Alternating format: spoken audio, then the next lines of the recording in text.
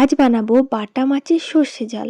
তো মাছগুলোকে ভালো করে পরিষ্কার করে নিয়ে তাতে নুন হলুদ মাখিয়ে রেখে দেবো। এবার কড়াইতে পরিমাণ মতো সর্ষের তেল দিয়ে তেলটাকে ভালো করে গরম করে নিয়ে মাছগুলোকে খুব ভালো করে ভেজে তুলে নেব। এবার ওই তেলের মধ্যেই ফোড়নে দিচ্ছি কালো জিরে, সেটাকে একটু ভেজে নিয়ে দিয়ে দেব পেঁয়াজ কুচি।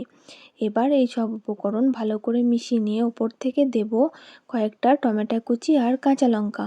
এটা নরম হয়ে গেলে দিয়ে দিচ্ছি পরিমাণ মতো নুন হলুদ কাশ্মীরি লঙ্কার গুঁড়ো আর দিচ্ছি একটু পরিমাণের আদা রসুনের পেস্ট। এবার এই মশলাটা ভালো করে ভেজে নিয়ে দিচ্ছি সর্ষে আর কাঁচা লঙ্কা বাটা।